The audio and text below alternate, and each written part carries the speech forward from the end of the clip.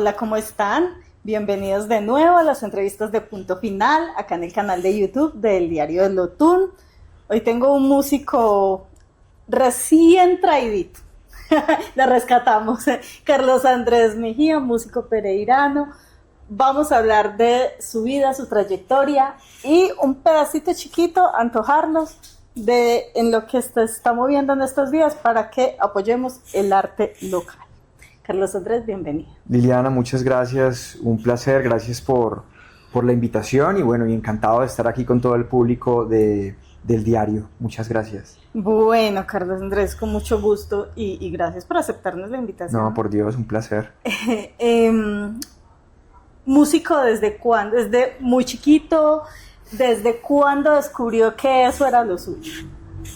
A ver, mi familia tiene una historia con la música, digámoslo así. Mi abuelo materno fue un flautista aficionado, le encantaba la flauta, pero más allá de ser flautista aficionado, él realmente, bueno, por cierto, era periodista gráfico, él era reportero gráfico de La Patria, de Manizales, en Manzanares, Caldas. Y él era el fotógrafo del pueblo, Abel Zuluaga Aristizábal. Pero más allá de que le encantaba tocar la flauta, lo que él hacía era como gestionar para que las orquestas llegaran a Manzanares. Estamos hablando de los años, no sé, finales de los 50, principios de los 60, en donde cualquier cosa que se pudiera hacer era muy difícil, y logró llevar la Sinfónica de Colombia 2 veces a Manzanares, un pueblito que todavía sigue siendo difícil y lejos llegar a Manzanares, está como a 5 horas y media de acá, eso es horrible de lejos. Pero él enamoraba de la música clásica desde siempre. Mi tío, un hermano de mi papá, es músico de música colombiana, de música andina y música latinoamericana. Y mis padres pues no son músicos, pero cantan muy bien, cantan muy bonito, muy afinados, eso sí, pero no son cantantes profesionales, y yo desde pequeño pues digamos que me crecí en ese ámbito en donde escucharlos cantar era normal, ¿no? ¿Pero cantar qué? ¿Qué cantar cantaban sus música, papás? mis papás cantaban música colombiana, cantaban boleros, cantaban, yo creo que en gran medida eso, ¿no? Luego, aquí hay un dato bien particular, mis padres son caldenses, son de Manzanares los dos, pero mi papá en los 70, él trabajaba en Carvajal, en Cali, porque se fueron desde jóvenes para Cali, y después en aquel momento de la entonces bonanza petrolera venezolana de los 70, muy diferente a la realidad actual, tristemente, mi papá se fue a trabajar a una empresa de artes gráficas en Venezuela, y pues mi hermana y yo nacimos allá, pero después volvimos para acá, o sea, allá yo viví hasta los 8 años y medio. Porque no tiene nada de acento, no, porque pues uno coge el imagínese. acento del preescolar, de la escuela. No, pero niños. no, yo soy muy paisa, creo, y pues mis papás siempre han hablado un poco con ese acento muy de acá, creo que más o menos neutro, algunos dicen que no, otros que sí, no sé. Mi mamá creo que es más paisa que mi papá. Pero entonces de Venezuela a Pereira, no a Cali. a Cali. No, a Cali, llegamos a Cali en el 89, en julio, el 20 de julio del 89, no se me olvida. Y entonces la historia con Pereira.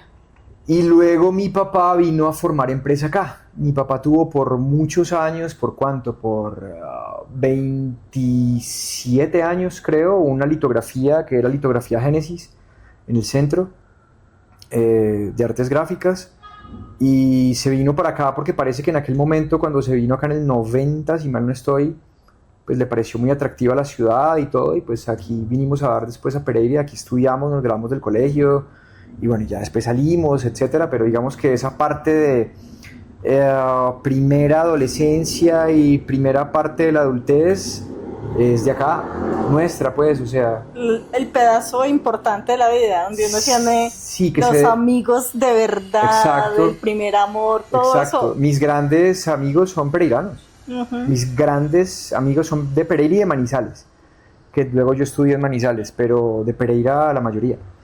Entonces, sí, entonces por eso digamos que vinimos a dar acá. Y volviendo al tema de la música, a ver, pues digamos que de hecho está muy, muy, muy grande, viejo ya. Yo no había considerado la música como una forma de vida, sino que simplemente me parecía como algo que estaba en el entorno y era muy natural, y Y no sé, por ejemplo, los diciembres en Cali, que vamos casi siempre a Cali, nos turnamos entre Cali y la finca en Manzanares. Cuando estamos en Cali, pues está mi tío con su esposa y los dos son músicos maravillosos y eso se agarran y empiezan en música colombiana, pero terminan en música, en joropo, o en música argentina, o en música mexicana, o en música de todas partes, y ya uno se sabe todas las canciones y canta. Toco 3 acordes en el 4 y hago las maracas y nos ponemos... Entonces, digamos que en ese sentido es algo muy natural, ¿no? Pero yo no lo había pensado nunca como... Es muy raro, y ya voy a contar cómo fue, pero yo nunca me supuse la música como algo a lo cual dedicarme de manera seria. Yo terminé el colegio y me llamaba mucho la atención todo lo relacionado con la biología. De hecho, me gustaba mucho la biología marina, pero después, digamos que en el momento no existía una carrera directa de biología marina, sino que había que hacer biología y después la especialización, y yo dije, uy no, qué jartera hacer esto, yo quiero desde una vez el mar, pensaba yo inocentemente en el momento, y después me decanté por ingeniería de alimentos, me presenté a la Universidad Tecnológica para estudiar administración del medio ambiente y pasé, y después me presenté a ingeniería de alimentos en la de Caldas y pasé, pero yo dije, no, yo quiero tener la aventura de irme de la ciudad y estar solo y no estar en la casa de los papás. Eso ya es sabido en la casa. A ver, la elección no fue una decisión responsable para nada. Por cierto, fue un tanto irresponsable para el momento, pero como por deseos de vivir otras cosas. Pero al que le van a dar le guardan, como dice el cuento, ¿no? Entonces, pues estando en Manizales, un día me encontré con un amigo músico pereirano que estaba estudiando allá guitarra, Carlos Giraldo, en su momento muy buen guitarrista, y me lo encontré y le pregunté, ve, ¿y usted qué hace aquí? Y me dijo, no, pues estudiando licenciatura en música. Y yo en ese momento pensé, es que existe una licenciatura en música. No se me olvida que yo lo pensé, yo dije, venga, de verdad, esto se estudia de verdad, pensé yo, o sea, el nivel de ignorancia era gigante, era absoluto. Y entonces yo, pues mira, y me invitó a verme a la casa de la novia que él tenía entonces, una película, y la película fue sobre la vida de un pianista australiano, David Helfgott, que creo que sigue vivo, y es la historia de un pianista, bueno, que una relación un tanto problemática con su papá, que fue su primer profesor de piano, se obsesiona con una obra que es preciosa, por cierto, que fue realmente, creo yo, que la pieza que me hizo enamorar de la música, que es el concierto 3 para piano de Rachmaninoff, un compositor ruso, y es una obra para piano muy demandante, pero así como demandante es preciosa, y cuando yo vi la película, más allá de la película, que por cierto está bien hecha y es interesante, me cautivó mucho fue la música que yo escuché ahí. Entonces cuando yo escuché Chopin, no recuerdo si algo de Beethoven y Rachmaninoff definitivamente, yo dije, en ese momento fue como, no sé ni cómo describirlo, como una epifanía, como un alumbramiento, ¡buf! Y yo en ese momento pensé, no puede ser posible que en el mundo exista tal belleza y yo no la conocía. No puedo hacer otra cosa de ahora en adelante que no sea eso. No lo puedo hacer. Y así fue. Entonces fue la transición un tanto compleja y dura de cambiarme de carrera, de la aceptación en la casa, que después digamos, del golpe inicial fue muy bien recibida y muy apoyada. Y entonces me enamoré del piano y en Manizales busqué quién era el mejor profesor de piano. Yo siempre como muy ambicioso tal vez. No, además tenía 20 años en ese momento. ¿Y en qué semestre iba de la otra? En quinto, para pasar a sexto. Y yo no podía hacer ese, sí, eso fue espantoso, eso fue un espanto y mea culpa total. Pero yo realmente, dije, es que yo no puedo hacer más otra cosa y lo sigo pensando. Y cada vez que yo me acuerdo de este episodio, lo sigo recordando con la misma efervescencia del momento. En serio, o sea, simplemente no puedo. No me da el espíritu para hacer otra cosa que no sea música independiente de. Y eso era un tema que en una entrevista hace un momento comentaba también, que ahora lo comentaré, y es el hecho de cómo ciertas personas, y me siento muy afortunado, nos vemos abocados a hacer algo sin importar qué. Es decir, ir por la vida sin un plan B. Y eso, contrario a lo que mucha gente piensa, es maravilloso. No hay nada más extraordinario que una persona, sobre todo que un niño, que un joven, encuentre algo a lo cual dedicarse de manera súper apasionada. Porque la satisfacción está garantizada.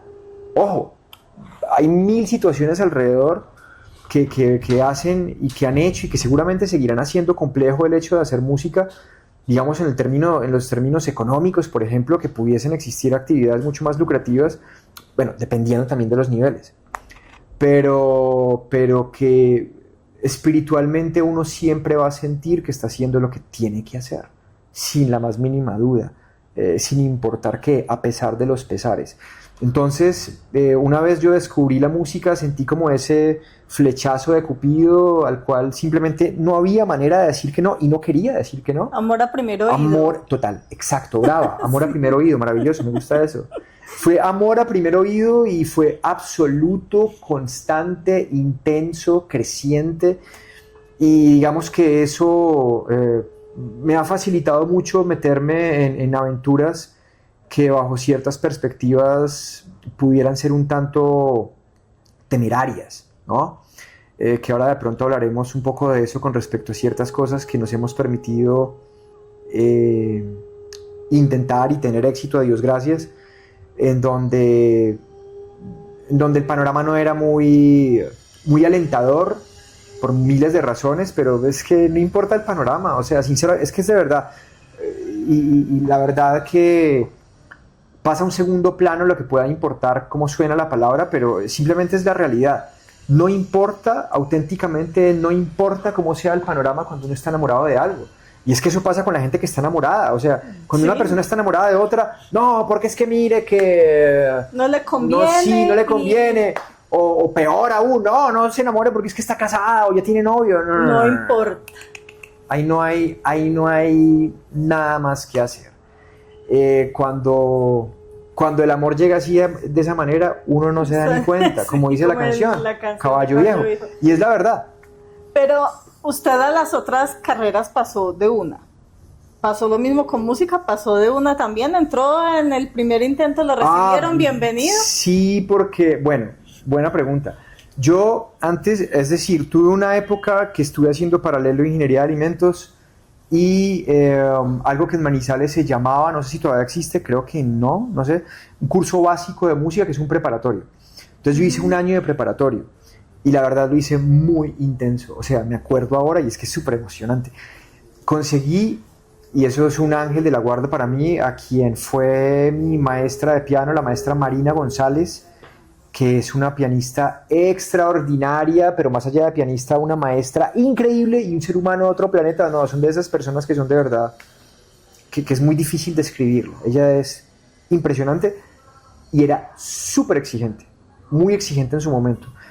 Y yo siempre cuento una cosa que alguna vez yo le comenté a ella hace poco y me pareció muy bien hecho, a pesar de que para los estándares actuales podría sonar como, oh Dios mío, ¿cómo se atrevió? Pero fue lo mejor que hizo.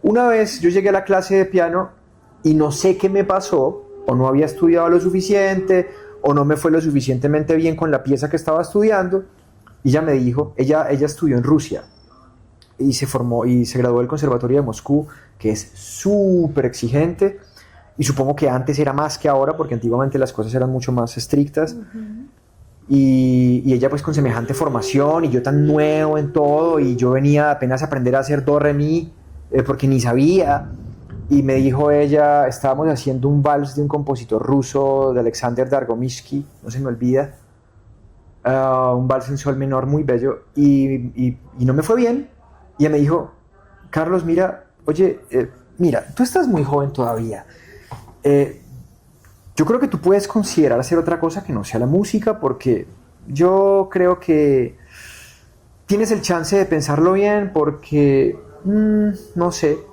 miremos a ver cómo te va la próxima clase, pero si no, piénsalo bien porque pudiera no ser lo tuyo. Y yo sé que en el fondo ella sabía que iba a lograr. Ella iba a lograr una de dos cosas, una de dos. O me iba porque no era lo mío, o me dolía tanto que yo no podía hacer nada más que eso, porque si no la vida se me iba, y se me iba, que yo me mataba para que en la próxima clase eso llegara celestial. Y eso fue lo que pasó. Bueno, no sé si celestial seguro no llegó, pero habrá llegado mucho mejor.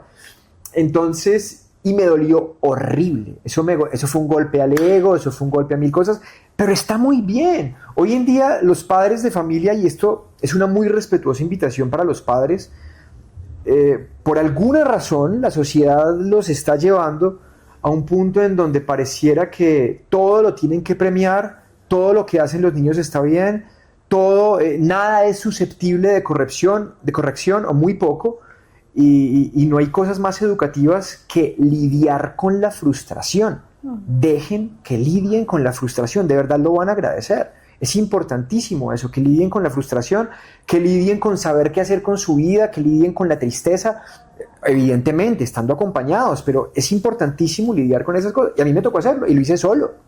Con el aburrimiento. Con el aburrimiento. Dígame, hoy con estos aparatos, Sí. los pelados estaban... Hace poco me pasó con mi hija y yo, pues abúrrete. Pues, Sí, abúrrete un ratico. O sea, ya no encontraba como qué ponerla a hacer. Y me tocó decirle. Y realmente es algo que hace mucha falta, y lo peor es que yo no veo con muchas esperanzas hacia dónde vamos como sociedad con este asunto de ese consumo de cuestiones electrónicas, pero bueno, eso es otro asunto. La cuestión es que en aquel momento, estoy hablando del año 2001, creo que sí, 2001. Cuando Eso la profesora le... Sí, 2001, eso fue 2001, hace 25 años. Entonces, hace un cuarto de siglo, de cosa tan horrible.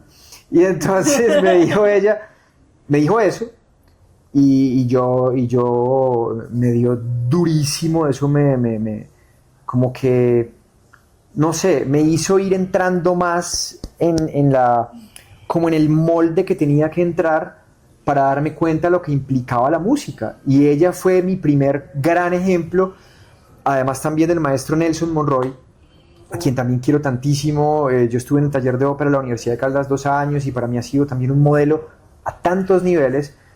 Y ya él, no tanto por una corrección directa, sino por su ejemplo de entrega y de trabajo constante y de invención y de imaginación y de apasionamiento.